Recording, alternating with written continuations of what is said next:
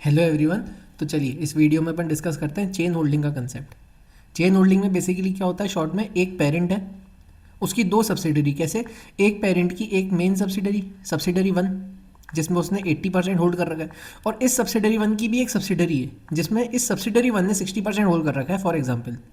तो इस पेरेंट को क्या करना है, दोनों को कंसोलिडेट करना है। यानी अपने जब ये पेरेंट अपने कंसोलिडेटेड फाइनेंशियल स्टेटमेंट्स बनाएगा तब उसमें सब्सिडरी वन का भी अकाउंटिंग करेगा, सब्सिडरी टू की भी अकाउंटिंग करेगा। अपन जो नॉर्मल क्वेश्चंस करते हैं उसमें क्या करते हैं, एक पेरेंट होती है एक सब्सिडरी होती है और दोनों को अपन कंसोलिडेट करते हैं। चेन होल्डिंग में पेरेंट क्या करेगा, एक से ज़्यादा सब्सिडरीज को क्या करेगा, अपनी बुक्स में कंसोलिडेट करेगा। ज़्यादा टाइम वेस्ट ना करते हुए क्वेश्चन करते हैं। स्टेप्स मैंने लिख रखे हैं, स्टेप्स के हिसाब से अपन क्वेश्चन परफॉर्म करते हैं। धीरे धीरे अपन चीज़ों को समझेंगे। जो एक एडजस्टमेंट इसमें है वही मैंने इसमें नोट्स में लिख रखा है। टाइम बर्बाद करते हुए मैंने आपको बता दिया, टाइम बर्बाद ना करते हुए मतलब मैंने आपको बता दिया कंसेप्ट क्या है।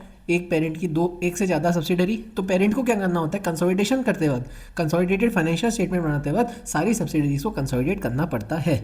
ठीक है, चलो अपन एक बार क्वेश्चन का बेसिक देख लेते हैं। पूरा क्वेश्चन तो नहीं पढ़ेंगे, साथ साथ अपन जब स्टेप्स परफॉर्म करेंगे तब उसके साथ अपन पढ़ते जाएंगे। क्या लिखा हुआ है चेन होल्डिंग में, prepare consolidated balance sheet at as on 31 March 2002 of a group companies comprising P limited, S limited and S S limited. Their balance sheet as on date are given below. अपने को क्या बनानी है, 31 March 2002 की balance sheet बनानी है और 31 March 2002 की ही अपने को बैलेंस शीट दी हुई है, इसको अपने को कंसोलिडेट करना है। ठीक है, देखो यहाँ पर कैसे पता चलेगा अपने को ये चेन होल्डिंग का कंसेप्ट है। ये देखो यहाँ पे इन्वेस्टमेंट क्या दिखा रहा है, 32 lakh shares in S limited. यहाँ पे पी की बुक्स में दिखा रहा है, देखो पी की बुक्स में, यानी पी ने 32 लाख शेयर्स का इन्वेस्टमेंट किसमें कर रखा है, एस लिमिटेड में कर रखा है। और ये देखो क्या लिखा हुआ है, 24 lakh shares in S S limited, किसकी बुक्स में लिखा हुआ है, एस लिमिटेड की बुक्स में। यानी एस लिमिटेड ने भी कुछ इन्वेस्टमेंट कहाँ कर रखा है, एस एस लिमिटेड में कर रखा है। यानी ये जो पी है इसकी सब्सिडरी एस लिमिटेड है और एस लिमिटेड की भी एक सब्सिडरी है एस एस लिमिटेड। जब भी तो देखो इसकी बुक्स में लिखा हुआ है 280 का अमाउंट का इन्वेस्टमेंट। ठीक है, चलो अब अपन परफॉर्म करते हैं स्टेप्स और क्वेश्चन सॉल्व करते हैं, एक एक तसल्ली से देखेंगे अपन। ठीक है, क्या है step one, observe carefully the date of acquisition, date of consolidation, parent company का शेयर और एनसीआई का शेयर। देखो ये बेसिक स्टेप है, अपने जो अपने नॉर्मल क्वेश्चन करा था उसमें भी ये स्टेप था, लेकिन इसमें थोड़ा सा चेंज कहा जाता है जब अपन डेट ऑफ एक्विजिशन जब अपन डिटरमाइन करते हैं। क्या करते हैं अपन, देखो मान के चलो कि इसमें हमारा शेयर, पेरेंट का शेयर सब्सिडरी वन में कितना है, इस एग्जाम्पल के हिसाब से मैंने आपको बताया पेरेंट का शेयर सब्सिडरी में 80% है। समझ में आ गई मेरे को बात। सब्सिडरी, अब देखो share of parent in subsidiary two, भाई पेरेंट का सब्सिडरी टू में कितना शेयर है, अपने को सब्सिडरी वन का सब्सिडरी टू में से लेना देना थोड़ी हुई, अपने को तो पेरेंट की बुक से लेना देना है। तो पेरेंट का सब्सिडरी वन में कितना, 80%। पेरेंट का, ये देखो ये एग्जाम्पल के हिसाब से मैंने आपको यहाँ पे लिखवाया। ठीक है, इसका क्वेश्चन से भी लेना देना नहीं है। पेरेंट का सब्सिडरी टू में कितना है, कैसे कैलकुलेट करेंगे अपन, इस 80% का 60%। देखो इस सब्सिडरी वन का सब्सिडरी टू में 60% हिस्सा है और हमारा सब्सिडरी वन में 80% हिस्सा है। तो उस 80% का 60% हमारा हिस्सा हुआ एक तरह से पेरेंट का। ये महसूस करने वाली बात है, ये समझने के साथ साथ महसूस करने वाली भी बात है कि यहाँ पे मैंने 80% का 60% क्यों करा। भाई मेरा शेयर सब्सिडरी वन में 80%, यानी सब्सिडरी वन के बाद जो कुछ भी है उसका 80% मेरा है। सब्सिडरी वन के पास 60% है सब्सिडरी टू का, यानी उस 60% का 80% मेरे पास है। तो क्या कर दिया अपन ने, 80% ऑफ 80% का 60% या 60% का 80%, कुछ भी आप मान लो, उसको कितना आ गया, 48% आ गया। यानी share of parent in subsidiary one 80% आ गया, share of parent in subsidiary two 48% आ गया। एनसीए कितना होता है, 100 माइनस पेरेंट का शेयर, 100 माइनस पेरेंट का शेयर। ये अपन ने इस एग्जाम्पल से बेसिकली समझा। अब अपन क्वेश्चन के हिसाब से इसको देखते हैं एक बार। और चलो एक बार मैं आपको कंसोलिडेशन डेट भी बता देता हूँ, अपन डेट ऑफ एक्विजिशन कैसे डिटरमाइन करते हैं। अब सब्सिडरी वन, पेरेंट ने जब सब्सिडरी वन को अक्वायर करा तो वो नॉर्मल केस के हिसाब से जैसे अपन नॉर्मली देखते हैं, लेकिन सब्सिडरी वन ने सब्सिडरी टू को कब अक्वायर करा, उसकी डेट ऑफ एक्विजिशन कैसे निकलेगी, date of acquisition of subsidiary one, यानी ये वाली डेट, और date of acquisition of subsidiary two by subsidiary one whichever is later. ठीक है, डेट ऑफ एक्विजिशन, देखो दो सब्सिडरी हैं, देखो ध्यान से समझते करते हैं। देखो कैसा है, एक पेरेंट की दो सब्सिडरी है। कैसे, पेरेंट की एक सब्सिडरी एस, इस एस की एक सब्सिडरी मान लो एस एस, क्वेश्चन का ही फिगर, क्वेश्चन का ही नाम है ये। एक पेरेंट की सब्सिडरी एस, पेरेंट की एस की सब्सिडरी एस एस। तो अपने को तो पेरेंट की बुक से लेना देना है, पेरेंट के हिसाब से बताओ, पेरेंट के हिसाब से बताओ एसएस क्या है, बस वो अपन देख रहे हैं।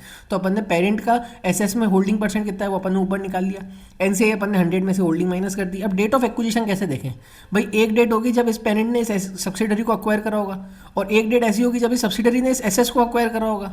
बिल्कुल ठीक बात है। तो जब अपन ये डेट डिसाइड कर रहे हैं कि इस पेरेंट ने सब्सिडरी को कब अक्वायर करा, तो वो नॉर्मल केस, नॉर्मल तरीके के हिसाब से जैसे अपन नॉर्मल केस में करते हैं वैसा। लेकिन जब अपन ये डिटरमाइन कर रहे हैं कि एस लिमिटेड ने एस एस को कब एक्वायर करा, अपन क्या देखेंगे, date of acquisition of subsidiary 1 और date of acquisition of subsidiary 2 by subsidiary 1, यानी date of acquisition of S S limited by S whichever is later. ठीक है, चलो अब अपन इस क्वेश्चन के हिसाब से इस स्टेप को देखते हैं कैसे होता है। क्या कहीं पे कुछ फिगर की इंफॉर्मेशन है? ये लिखा हुआ है, देखो यहाँ फर्स्ट पॉइंट क्या लिखा हुआ है, P holds 80% share in S limited and S limited holds 75% share in S S limited. ये अपने को बात समझ में आ गई, ठीक है। Their holdings were acquired on 30 September 2001। इसमें अपने को एक ही डेट दी रखी है, तो अपन क्या करेंगे, हमारे पास एक ही डेट होगी डेट ऑफ एक्विजिशन की। चलो अपन अब आंसर पे चलते हैं, कहाँ है हमारा इसका आंसर, ये आ गया आंसर। डेट ऑफ एक्विजिशन क्या है, एस लिमिटेड की 39/2001, एस एस लिमिटेड की भी 39/2001। डेट ऑफ कंसोलिडेशन क्या है, हमारी बैलेंस शीट की डेट जो हमें बैलेंस शीट दे रखी है उसी डेट पे अपने को कंसोलिडेटेड बैलेंस शीट बनानी है, 31 मार्च 2002।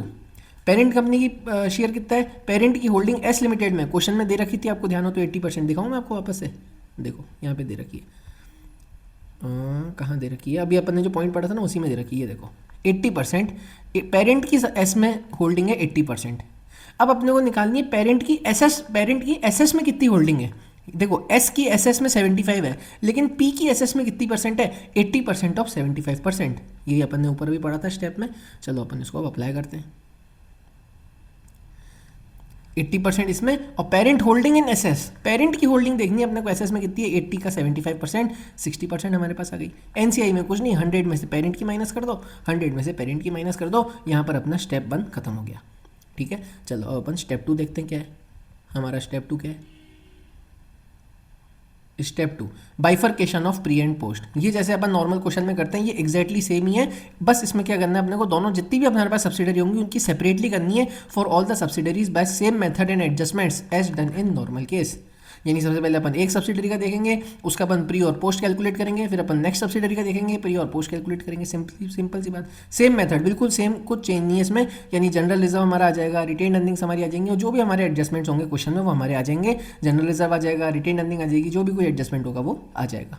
ठीक है, चलो अपन इस क्वेश्चन के हिसाब से इस चीज़ को अप्लाई करते हैं। सबसे पहले अपन एक बार नीचे चलते हैं, फिर वापस ऊपर आएंगे। हमारा स्टेप 2, सबसे पहले अपन करते हैं एस लिमिटेड की कैलकुलेशन। दो सब्सिडरी है इसमें हमारे पास, एक एस लिमिटेड है, एक एस एस लिमिटेड है। तो एस लिमिटेड की अलग कैलकुलेशन होगी, एस एस लिमिटेड की अलग कैलकुलेशन होगी। पहले अपन एस लिमिटेड की कैलकुलेशन देखते हैं। प्री और पोस्ट मैंने यहाँ पे लिख दिया। ओपनिंग रिजर्व्स कितने हैं, क्वेश्चन में आप देखना जरूर, आपको क्वेश्चन में दिखेगा 80 रुपीज़ की ओपनिंग रिजर्व्स हैं। चलो मैं आपको एक बार दिखा देता हूँ, कहाँ लिखा हुआ है क्वेश्चन में डिटेल, ये यहाँ पर लिखी हुई है।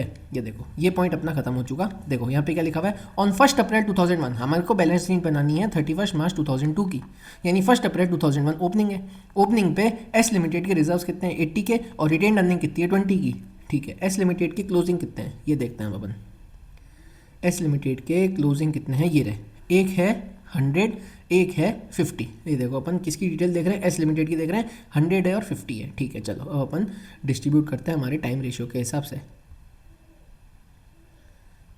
अब हमारे टाइम रेशियो के हिसाब से इसको डिस्ट्रीब्यूट करते हैं। ये अपन ने ओपनिंग रिजर्व लिख लिया 80, इंक्रीज कितना हुआ 100 माइनस 80 20 का। डेट ऑफ एक्विजिशन कितनी है 30 सितंबर। टाइम कितना टाइम का रेशियो हुआ, अप्रैल मई जून जुलाई अगस्त सितंबर, 6 मंथ्स और 6 मंथ्स, यानी half of 6 months is to 6 months. Difference कितने का, इंक्रीज कितने का है 20 का।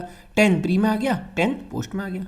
सेम ओपनिंग रिटेन अर्निंग कितनी है हमारी 20 की। ऊपर डिटेल्स लिखी हुई थी, मैं आपको दिखाऊं ऊपर, या आप देख लोगे एक बार। चलो मैं आपको दिखा देता हूँ वापस। ओपनिंग रिटेन अर्निंग अपनी कितनी थी, अपन अभी सिर्फ एस लिमिटेड का देख रहे हैं, एस एस की सेम कैलकुलेशन होगी, ये देखो 20 की थी। क्लोजिंग कितनी है, क्लोजिंग है 50 की, यानी इंक्रीज कितना हुआ 30 का, यानी 15 प्री पोस्ट 15 ठीक है, सिंपल बिल्कुल।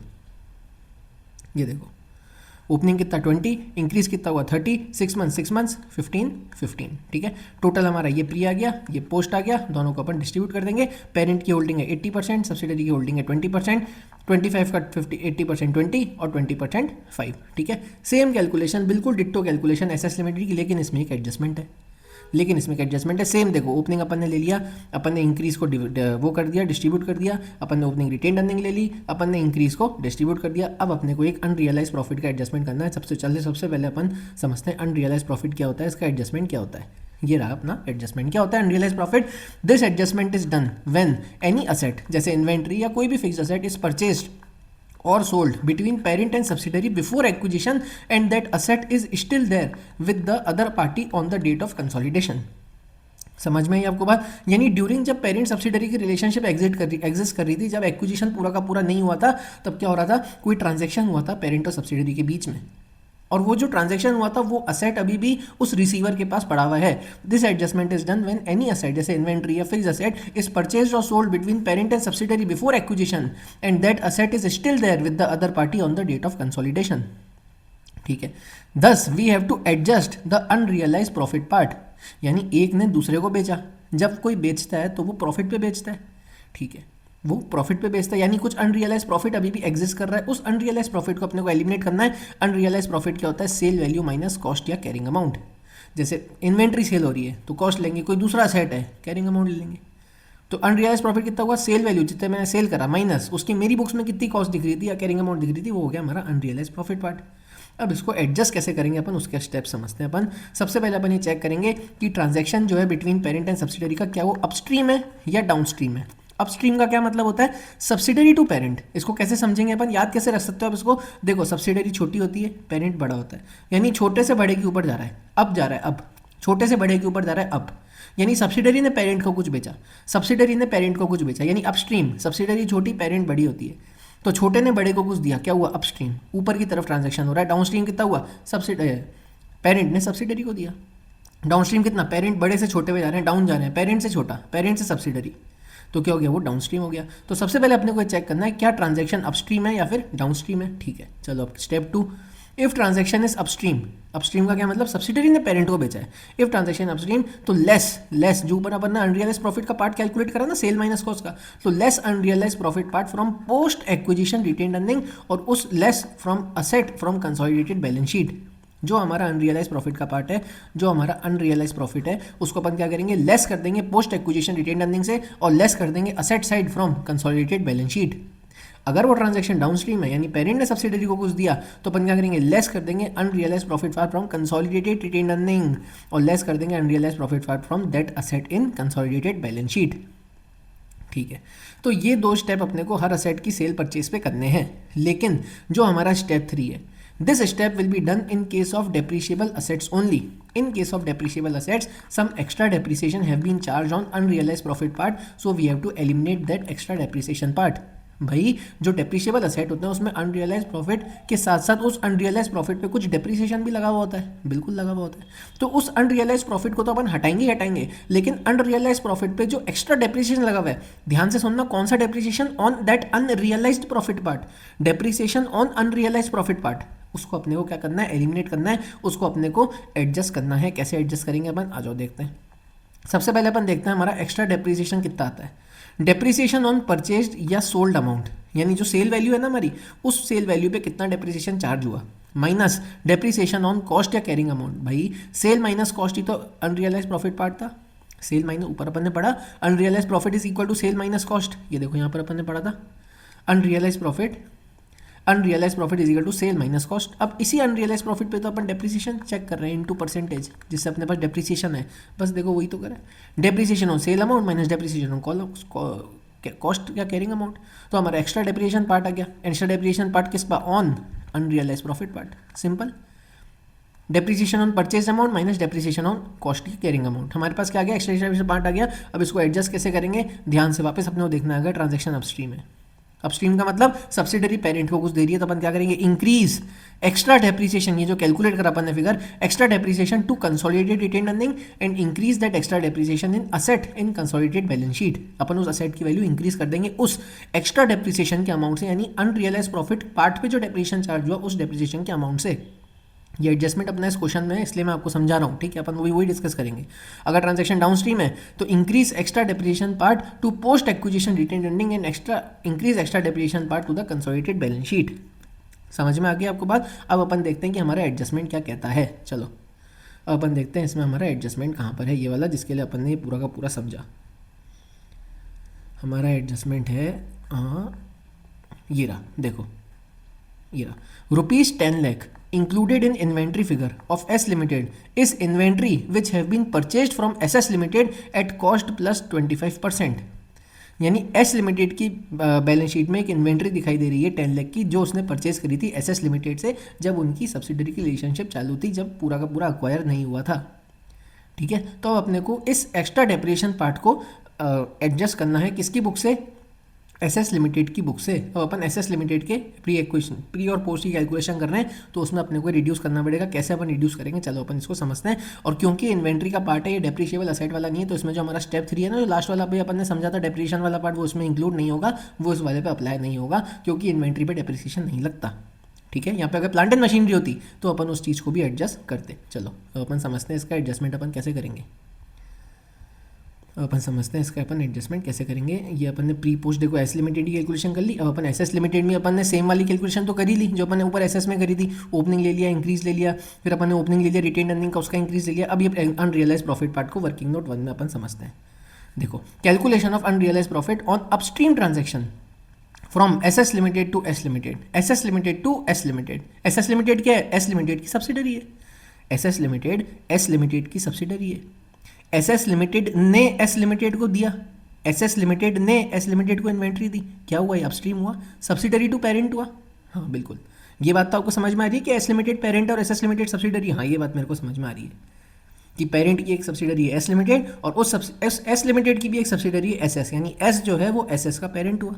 हाँ, यानी एसएस ने एस को दिया तो सब्सिडरी ने पेरेंट को दिया, क्या हुआ, अपस्ट्रीम हुआ, नीचे से ऊपर जा रहा है। ठीक है, चलो सेल प्राइस कितनी है, 10 लाख की, इंक्लूडिंग 25% प्रॉफिट अपने को क्वेश्चन में दिया हुआ है।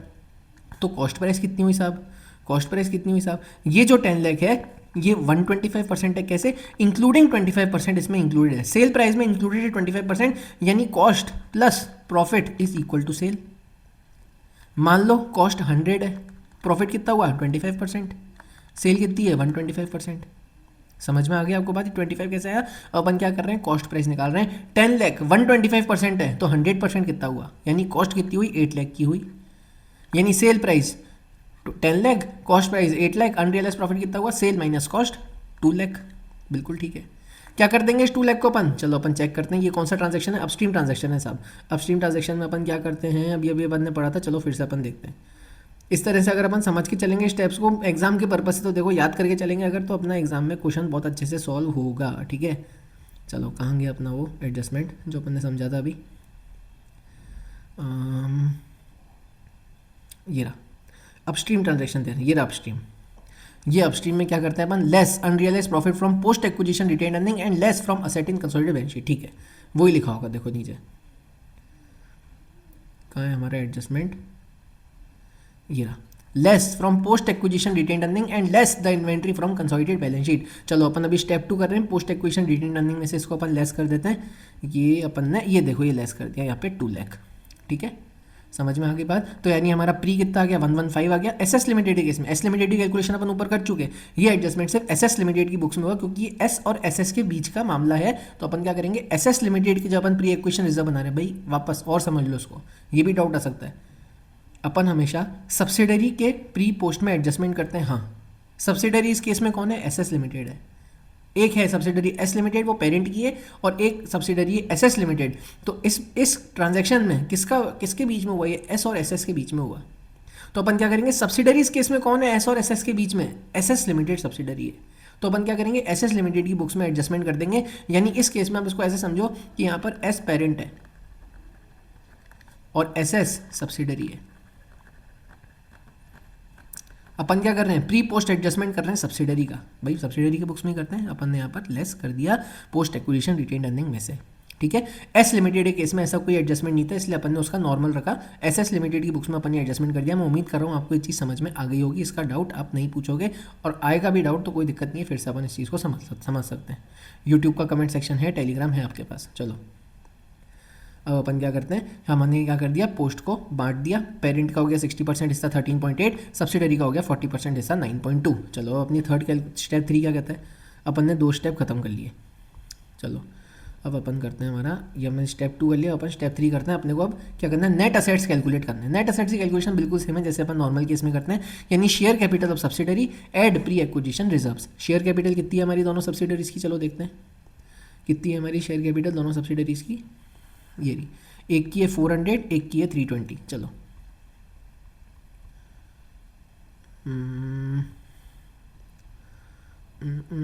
ये आ गया 400 320 प्री एक्वेशन रिजर्व अपन ऊपर भी कैलकुलेट करते हैं 125 115 के मैं आपको दिखा देता हूँ। देखो 115 तो ये रहा, ठीक है, और 125 इसके ऊपर वाला जो अपन ने एस लिमिटेड करी थी ये रहा 125, ठीक है। चलो इससे आगे अपने नेट असेट्स 525 और 435। स्टेप 4 क्या कहता है, एनसीआई की कैलकुलेशन। अब एनसीआई में अपने को क्या करना है, फेयर वैल्यू मेथड से इस केस में अपने को एनसीआई कैलकुलेशन करनी है। कैसे पता चला, क्वेश्चन में दिया हुआ है। चलो अपन समझते हैं इस वाली चीज़ को। कहाँ दिया हुआ है क्वेश्चन में।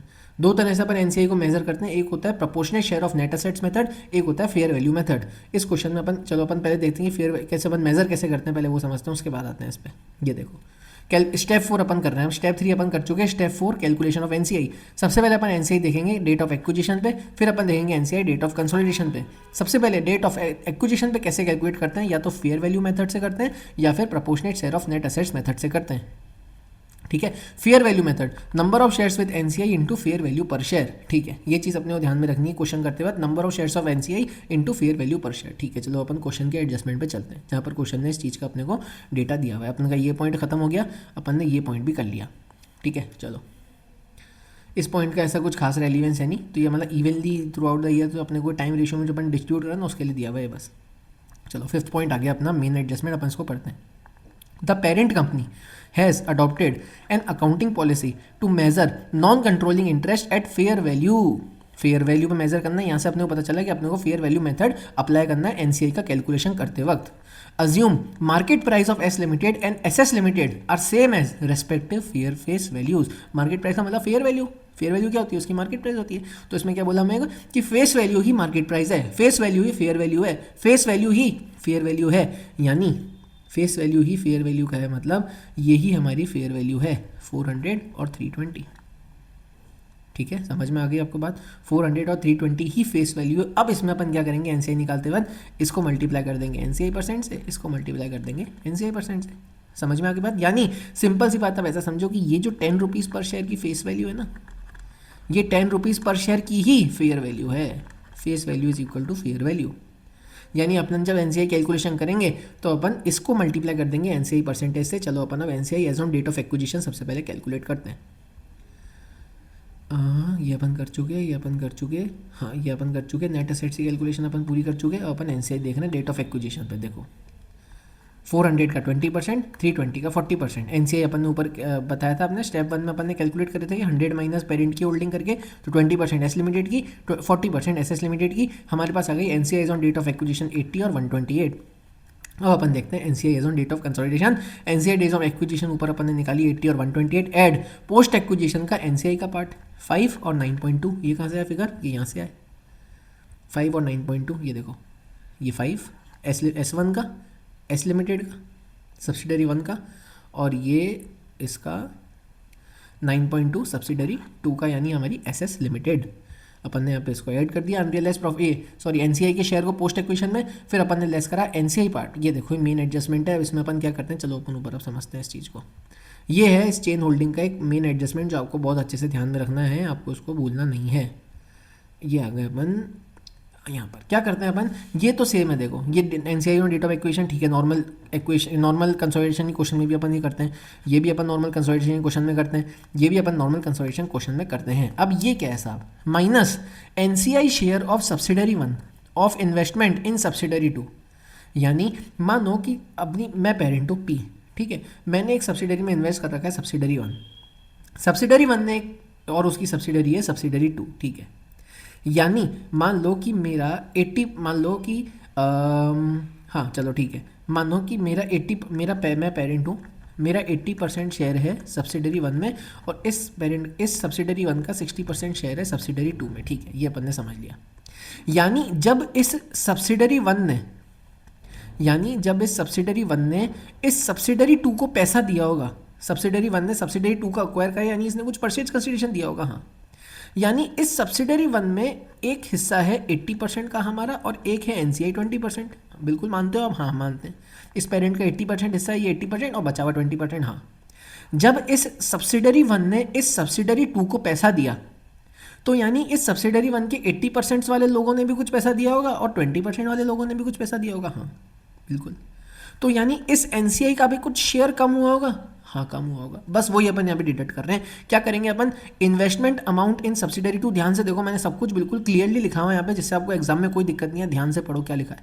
Investment amount in subsidiary two shown in the asset side of subsidiary one balance sheet. अच्छा चलो, सब्सिडरी वन की बैलेंस शीट में सब्सिडरी टू का इन्वेस्टमेंट अमाउंट कितना है ये अपन देखते हैं। चलो अपन क्वेश्चन पे आते हैं। कितना है, इतना है, ये रहा investment amount in subsidiary one of subsidiary two, यानी ये 280 का फिगर। देखो क्या लिखा है, वापस पढ़ो इस चीज़ को, क्या लिखा है मैंने यहाँ पे, investment amount in subsidiary two shown in the asset side of subsidiary one balance sheet. Subsidiary one की बैलेंस शीट की असेट साइड में सब्सिडरी टू का इन्वेस्टमेंट कितना है, ये देखो हमारे केस में हमारी सब्सिडरी वन कौन सी है, एस लिमिटेड, इसकी बैलेंस शीट यानी ये बैलेंस शीट, इसकी असेट साइड यानी ये वाली साइड, ये वाला 280 का फिगर मल्टीप्लाई किससे करना है अपने को, ध्यान से पढ़ो, multiply by NCI share of subsidiary one. NCI share of subsidiary one कितना है अपन ने कैलकुलेट करा था, अपन अपने सॉल्यूशन पे आते हैं। NCI share of subsidiary one, ये NCI share of subsidiary one 20% है साहब। चलो अपन इसको एडजस्टमेंट कर देते हैं इसका, जैसे अपन ने ऊपर समझा, क्वेश्चन पे अप्लाई करते हैं इस चीज़ को। ये अपन ने यहाँ पे लेस कर दिया, क्या करा, 280 का 20%। अपन माइनस कहाँ से करेंगे, एस लिमिटेड में से माइनस करेंगे, क्यों, क्योंकि एस लिमिटेड ने कुछ पैसा दिया है एस लिमिटेड को, उसका एडजस्टमेंट अपन कर रहे हैं। ये बिल्कुल बहुत इंपॉर्टेंट एडजस्टमेंट है चेन होल्डिंग का, ध्यान से करना है, एग्जाम में भूल मत जाना है इस चीज़ को, ठीक है। मैंने आपको बिल्कुल क्लियरली लिख दिया स्टूडेंट ओरिएंटेड भाषा में कि अपने को कौन से फिगर का क्या करना है। Investment amount in subsidiary two shown in the asset side of subsidiary one into NCI percentage of subsidiary one, मैंने यहाँ पे क्लियरली लिख दिया 280 का 20%, 56 अपन ने माइनस कर दिया। हमारे पास डेट ऑफ कंसोलिडेशन की एनसीआई आ गई दोनों की, एस की आ गई 29 और एसएस लिमिटेड की आ गई 137.2, ठीक है। चलो अब अपन कैलकुलेट करते हैं गुडविल या कैपिटल रिजर्व। कैसे करते हैं अपन गुडविल या कैपिटल रिजर्व कैलकुलेशन, ध्यान से समझो। देखो कैलकुलेशन ऑफ गुडविल या gain on bargain purchase, purchase consideration क्या लेंगे अब, सब्सिडरी वन में परचेज कंसिडरेशन क्या लेंगे, investment amount in subsidiary one by parent company shown in the asset side of parent balance sheet, बिल्कुल क्लियरली लिखा हुआ है। कुछ भी आपको समझना है तो इस चीज़ को ध्यान रखना कि कौन सा फिगर अपने को लेना है, एग्जाम में गलती नहीं होनी चाहिए। क्या लिखा हुआ है ध्यान से देख लो, investment amount of subsidiary one by parent company shown in the asset side of parent balance sheet. Subsidiary two में क्या करना है, investment amount in subsidiary two by subsidiary one shown in the asset side of subsidiary one balance sheet into parent company share in subsidiary one. इससे clearly नहीं लिखा जा सकता था इस चीज़ को, जिससे क्लियरली मैंने यहाँ पे लिखा है नोट्स में आपको समझाने के लिए सिर्फ कि कौन से फिगर का अपने को क्या करना है एग्जाम में, ठीक है। ध्यान से अपन देखते हैं। चलो सब्सिडरी वन का परचेज कंसिडरेशन क्या होगा, investment amount in subsidiary one by parent company shown in the asset side of parent balance sheet, parent balance sheet की असेट साइड ये रही, इन्वेस्टमेंट अमाउंट ये रहा साहब हमारा पहला परचेज कंसिडरेशन, ठीक है। ये हमारा परचेज कंसिडरेशन पहला, ये PC1। PC2 क्या है PC2, investment amount in subsidiary two by subsidiary one shown in the asset side of subsidiary one balance sheet into parent company का शेयर इन सब्सिडरी वन। चलो अपन देखते हैं कहाँ है, ये रहा इसका पेरेंट कंपनी का शेयर इन सब्सिडरी वन कितना है हमारा, मेरे ख्याल से 80% था जहाँ तक मेरे को ध्यान आ रहा है, हाँ 80%। तो अपने को क्या करना है, हमारा दूसरा परचेज कंसिडरेशन क्या होगा, इसका 80%, ये हमारा PC2। चलो अब अपन कैलकुलेट करते हैं गुडविल। अब हमारे आंसर में अपन चलते हैं, कहाँ गया अपना आंसर, ये रहा, ये देखो ये 340 हमारा एस लिमिटेड का परचेज कंसेशन, 280 का 80% हमारा एसएस लिमिटेड का परचेज कंसेशन, बाकी सब सेम। एनसीआई और एक्विजिशन डेट अपन ऐड कर देंगे, लेस जो नेट असेट्स अपन ने कैलकुलेट करे थे स्टेप 3 में वो अपन लेस कर देंगे। हमारा गेन ऑन बार्गेन परचेज, ये नेगेटिव अमाउंट है ना, अगर ये पॉजिटिव होता तो गुडविल होता, नेगेटिव यानी कैपिटल रिजर्व हमारा गेन ऑन बार्गेन परचेज। जो अपन कैपिटल रिजर्व लिखेंगे हमारी बैलेंस शीट में, कंसोलिडेटेड अदर इक्विटी लिखते हुए जो अपन उसमें रिजर्व लिखते हैं उसमें लिखना मत भूल जाना, ये चीज़ आपको ध्यान रखनी पड़ेगी, ठीक है। ये अपना आ गया इसका कैपिटल रिजर्व, ये आ गया एसएस लिमिटेड का कैपिटल रिजर्व। चलो अपन कंसोलिडेटेड अदर इक्विटी बनाते हैं। पेरेंट कंपनी का अपना खुद का बैलेंस, अब बैलेंस शीट देखना आपको दिख जाएगा, 160 की रिटेन अर्निंग, 180 के reserves, total 340। Post acquisition share step 2 में अपन ने जो कैलकुलेट करा था कंसोलिडेटेड रिटेन अर्निंग में आएगा, ये देखो यहाँ पर अपन ने लिखा था जो पोस्ट एक्विजिशन के शेयर होते हैं कंसोलिडेटेड रिटेन अर्निंग में आते हैं, पोस्ट एक्विजिशन के शेयर कंसोलिडेटेड रिटेन अर्निंग में आते हैं, कहाँ गया एक मिनट, ये देखो पोस्ट एक्विजिशन का जो शेयर होता है हमारा कंसोलिडेटेड रिटेन अर्निंग में ऐड होता है, बाकी इसमें और कोई एडजस्टमेंट नहीं है। एक उसका है इन्वेंट्री का, वो अपन कर देंगे, कहाँ गया कंसोलिडेटेड रिटेन अर्निंग, गुडविल और गेन ऑफ बार्गेन परचेज तो आ गया। हाँ, तो अपन ने पोस्ट एक्विजिशन शेयर जो था एस लिमिटेड का 20%, एस एस लिमिटेड का 13.8%, कैपिटल रिजर्व्स अपन ने कैलकुलेट करे थे, अपन रिजर्व में ऐड कर देंगे जो अभी अपन ने कैलकुलेट करे 105 और 83 का अमाउंट आया था हमारा, ये रहा 105 और 83 अपन ने यहाँ पे लिख दिए, हमारे रिजर्व्स में ऐड हो गया। हमारी टोटल कंसोलिडेटेड अदर इक्विटी आ गई 561.80, जो अपन बैलेंस शीट में डायरेक्टली ये फिगर लिख देंगे। चलो अपन कंसोलिडेटेड बैलेंस शीट फाइनली बना लेते हैं। पीपी 360 320 प्लस दो सब्सिडरी हैं, तो एक पेरेंट का अमाउंट आएगा, एक S1 का, एक एस का आएगा और एक SS लिमिटेड का आएगा। पेरेंट एस और SS लिमिटेड टोटल 980, और कोई एडजस्टमेंट था नहीं पीपीई में इसमें। करेंट असेट्स इन्वेंट्री पेरेंट की, सब्सिडरी की, दूसरी सब्सिडरी की, ये कौन सा है, ये याद है कौन सा है, अनरियलाइज प्रॉफिट पार्ट याद है क्या करा था अपन ने एडजस्टमेंट में। चलो अपन एक बार एडजस्टमेंट में चलते हैं वापस, ये रहा अपना एडजस्टमेंट। क्या करा था मैंने, लेस तो कर दिया था मैंने पोस्ट एक्विजिशन, लेकिन लेस करना है इन्वेंट्री इन कंसोलिडेटेड बैलेंस शीट स्टेप 7। ध्यान से रखना, देखो ये गलती नहीं करनी है आपको, एग्जाम में ध्यान रखना है किस स्टेप की रेलिवेंस इंप्लीकेशन कौन से स्टेप में आ रहा है, वो अपन ने यहाँ पे माइनस कर दिया। इसलिए मैंने क्लियरली सब कुछ लिख रखा है जिससे आपको ध्यान में रहे, जिससे आपको याद हो जाए, आप याद भी करना चाहो तो। देखो कंसोलिडेटेड बैलेंस शीट 103 और 110 में बैलेंस शीट मैच होनी जरूरी है, एग्जाम में एडजस्टमेंट्स आने जरूरी है, तो आपको ही पता है मुझे ही पता है। चलो ये हमारी इन्वेंट्री आ गई। फाइनेंशियल असेट में ट्रेड रिसीवेबल में कुछ है नहीं एडजस्टमेंट, तीनों का ऐड कर दिया आ गया। बिल्स रिसीवेबल में क्या एडजस्टमेंट है ये अपन एक बार समझते हैं क्या है। देखो क्या है मैं आपको समझाता हूँ। चलो अपन चलते हैं बैलेंस शीट में, क्या लिखा हुआ है देखो, बिल पेबल। बिल पेबल में क्या लिखा हुआ है, पी लिमिटेड। देखो पी लिमिटेड कहाँ लिखा हुआ है, बिल पेबल का पहला अमाउंट है पी लिमिटेड, किसकी बुक्स में लिखा हुआ है, एस लिमिटेड की बुक्स में लिखा हुआ है। यानी एस लिमिटेड की बुक्स में बिल पेबल आ रहा है पी लिमिटेड के नाम से, यानी एस लिमिटेड की बुक्स में पी लिमिटेड क्रेडिटर है, यानी पी लिमिटेड की बुक में एट लिमिटेड क्या होगा, डेटर होगा। हाँ डेटर होगा। सेम एस एस लिमिटेड, ये देखो यहाँ पे एस एस लिमिटेड का बैलेंस दिख रहा है 30 का, किसकी बुक में, पेरेंट की बुक में, यानी पेरेंट की बुक में पी की बुक में एस एस लिमिटेड जो है वो क्या है, बिल पेबल है, यानी इसको पैसा लेना, यानी क्या है कुल मिला के आपको समझ में आ रहा है ना, ये इंट्रा ग्रुप आइटम है। अब नो क्या करना है, एलिमिनेशन करना है, माइनस करना है बस, जिससे आपस में ट्रांजैक्शन हुए हैं तो आपस के bill receivable bill payable cancel करना है अपने को। चलो अपन कैंसिल कर देते हैं, कंसोलिडेटेड बैलेंस शीट बनाते हुए इसको अपन माइनस कर देंगे। ठीक है, सिंपल से एडजस्टमेंट था 11th क्लास वाला, फिर भी आपको समझ में ना आए कोई ऐसी कोई बात नहीं है, ऐसे मत समझना, मुँह से निकल गया था बस मेरे ठीक है, मतलब क्या करा अपन ने यहाँ पे इंट्रा ग्रुप को यहाँ पे माइनस कर दिया। ये हमारा एक पेरेंट का, एक हमारा सब्सिडरी का, एक सब्सिडरी में शायद कुछ था नहीं तो अपन ने 72 + 30 लिया, बस एक बार देख लेते हैं अपन बिल्स रिसीवेबल देखते हुए जो अपन ने फिगर लिए, गिरा ये 72 ले लिया, 30 ले लिया, और जो भी इंट्रा ग्रुप की हमारी एलिमिनेशन है वो अपन इसमें से माइनस कर देंगे, कौन सी 70 की और 30 की, जो अभी अपन ऊपर समझ के आए। कहाँ गया, ये देखो अपन ने यहाँ पे इसको 70 माइनस कर दिया, 30 माइनस कर, क्या लिख दिया यहाँ पे मैं लिख भी दिया, देखो आपको समझने के लिए, elimination of intra group balances. तो हमारी क्या आ गया, bills receivable consolidated balance sheet में 2 के बचे, कैश वही टोटल पेरेंट का, एस का, एसएस लिमिटेड का, आगे टोटल। इक्विटी शेयर कैपिटल किसकी लेते हैं, सिर्फ पेरेंट की लेते हैं।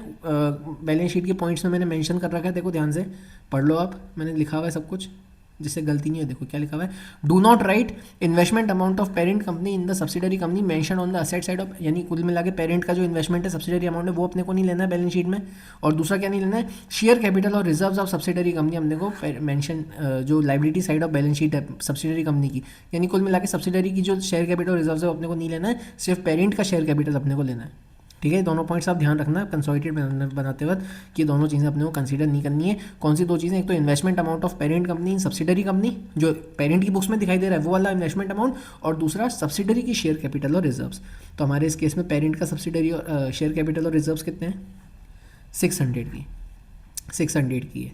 चलो अपन इसको यहाँ पर लिख देते हैं, इसको यहाँ पर हमारी बैलेंस शीट कहाँ गई, ये सब अपन कर चुके हैं, ये अपन ने लिख दिया शेयर कैपिटल 600 की। अदर इक्विटी अपन अभी स्टेप 6 में कैलकुलेट करके आए ऊपर, ये देखो ये रही कितनी है कंसोलिडेटेड अदर इक्विटी 561.80, अपन ने यहाँ पे लिख दिया 561.80।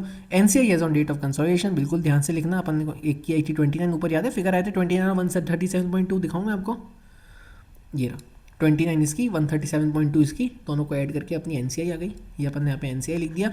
करेंट लायबिलिटीज ट्रेड पेबल 470, एक पेरेंट का, एस का, एसएस का आ गया। बिल पेबल भाई ऊपर नेट ऑफ कर दिया याद है, तो बचा ही नहीं कुछ, जीरो, कुछ बचा ही नहीं। बिल पेबल अब ऊपर अपन माइनस कर चुके याद है, सेट ऑफ कर चुके इंट्रा ग्रुप सेट ऑफ, तो यहाँ पे कुछ बचा ही नहीं, तो मैंने यहाँ पे आपको क्लैरिटी के लिए यहाँ पे जीरो लिख दिया है। ठीक है, समझ में आ गया आपको बात। ये था अपना पूरा का पूरा क्वेश्चन चेन होल्डिंग का। मैं आपको बता दूं आपको इसमें कौन सी चीज़ें ध्यान में रखनी है। बिल्कुल कुछ नहीं है, जो मेन अपन क्वेश्चन करते हैं ना नॉर्मल वाला वही है। ये वाला अनरियलाइज प्रॉफिट का एडजस्टमेंट नॉर्मल क्वेश्चन में भी आ सकता है, इसमें कुछ खास बात नहीं है। बस स्पेशली इसमें क्या खास बात है चेन होल्डिंग में, एक तो ये वाली कैलकुलेशन हमारी, जब अपन डेट ऑफ एक्विजिशन कैलकुलेट करते हो लेटर वाला कैलकुलेशन, एक तो ये, दूसरा कौन सा, दूसरा ये वाला पार्ट, एनसीआई का पार्ट। यहाँ पे माइनस करना मत भूलना, एनसीआई का शेयर एसएस लिमिटेड की बुक्स में इन्वेस्टमेंट अमाउंट इन एसएस पे जो अपन माइनस कर रहे हैं, ये माइनस करना मत भूलना, चेन होल्डिंग का क्वेश्चन है तो। तीसरी बात, जब अपन गुडविल या बार्गेन परचेज निकालते हैं उसमें ये परचेज कंसिडरेशंस के अमाउंट कैसे कैलकुलेट करते हैं वो वाला पार्ट। ऊपर नोट्स में सब कुछ लिखा हुआ है, कौन सा फिगर अपन कौन सी बैलेंस शीट से उठाते हैं। मैंने सबको बिल्कुल स्टूडेंट भाषा में देख लो, इससे ज़्यादा मुझे नहीं लगता ये क्लैरिटी में लिखना चाहिए, मैं लिख सकता था मेरे हिसाब से, इससे ज़्यादा क्लैरिटी में मैं नहीं लिख सकता था इस चीज़ को कि अपने को कौन सा अमाउंट कहाँ उठाना है। देख लो, investment amount in subsidiary 1 by parent company का इन्वेस्टमेंट सब्सिडरी 1 में किसकी बैलेंस शीट में, पेरेंट की बैलेंस शीट चेक करनी है। यहाँ पे किसकी बैलेंस शीट चेक करनी है, सब्सिडरी 1 की बैलेंस शीट चेक करनी है, जो दूसरी सब्सिडरी में उसने अमाउंट चेक करा है। देख लो, मल्टीप्लाई किससे करना है, पेरेंट कंपनी का शेयर इन सब्सिडरी 1। भाई सिर्फ पेरेंट कंपनी का शेयर ध्यान नहीं रखना है, कौन सा पेरेंट कंपनी का शेयर, सब्सिडरी 1 वाली का शेयर, जो इस क्वेश्चन में अपना 80% का था वो वाला।